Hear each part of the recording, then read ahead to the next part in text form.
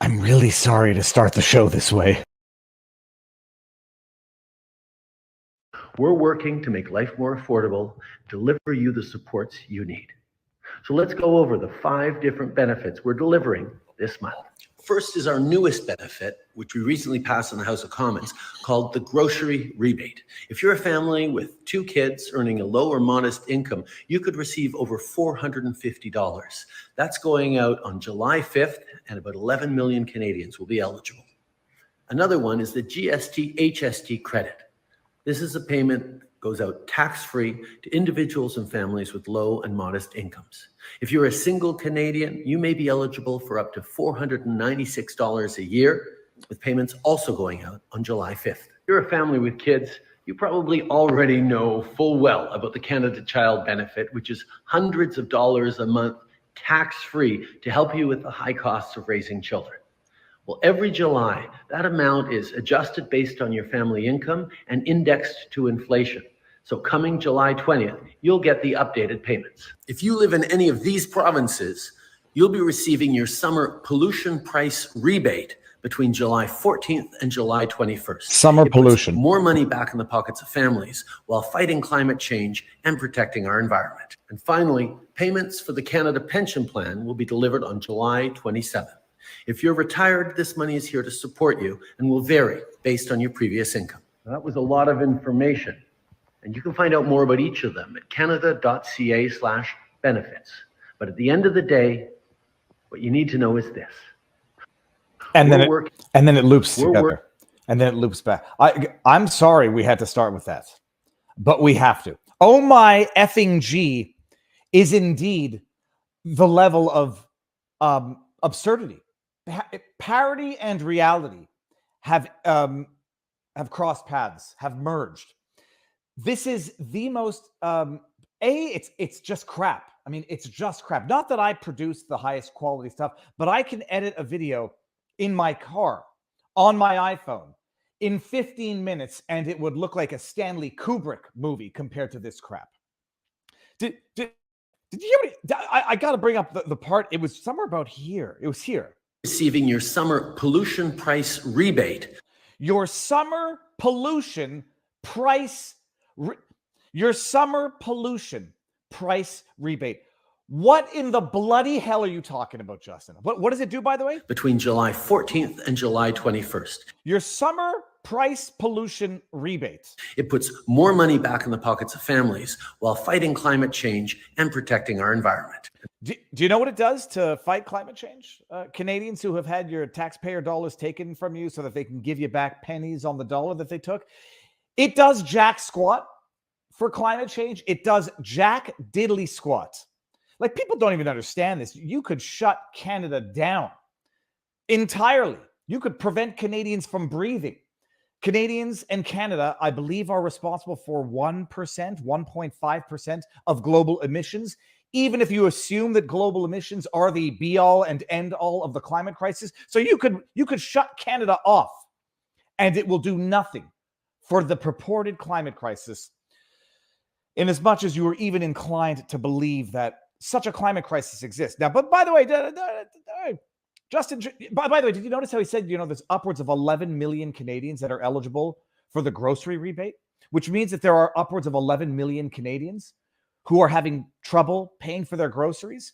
All the while, I'm going to pull up this article in a second. Canada to help Ukraine with another $500 million and weapons. Trudeau, there used to be a word for, supplying weapons to foreign countries to finance and facilitate war. Arms dealers. That's one, 500 million. I can't even keep track of how much Canada has given, because you can't get a clear answer in the paper. 59, this is old. This is April. Canada spending $59 million on assault rifles, machine guns for Ukraine. What was the last one here? This is all. Can't even keep track of it anymore. Canada has also contributed more than $8 billion to efforts related to the war in Ukraine since last year. Now, that's not all just cash out of our back pockets. That included launching special immigration programs to allow Ukrainians to come to Canada quickly with a temporary work and study permit. I think most people would agree with that in theory. instead of going through the usual refugee system. $8 billion. Some of it's a loan. I don't know what the terms are in terms of how you get that loan paid back. Some of it's arms. Some of it's weaponry. Some of it's just take money from Canada and give it to finance a proxy war in Ukraine against Russia. All the while, upwards of 11 million Canadians can't even pay for their own groceries. Woo! But that TikTok video, Justin Trudeau has literally become TikTok Trudeau. That's my hashtag. He's literally regressed. He says, like, he had people in the think tank say, I was going to say Viva, Justin, you know how you can really relate to the kids these days? Make a shitty TikTok video. Make a video that is cram-packed with verbal diarrhea, your summer pollution price rebate. Make a TikTok video cram-packed with verbal diarrhea about how you're throwing cents on the dollar back to Canadian citizens. Although, in fairness, maybe some of the people receiving these benefits didn't pay into the system in the first place in terms of tax dollars. So they're not getting some of their tax dollars back. They're getting someone else's tax dollars because the government has made their life unlivable. It's made groceries unbuyable. Let's make a disgusting, cheesy, awful TikTok video, because that's how you're going to get the attention of the younger people. And they're just going to think that you're just throwing money out, handing money out. Kind of like, Joe Biden making promises to the younger generation that he can't keep.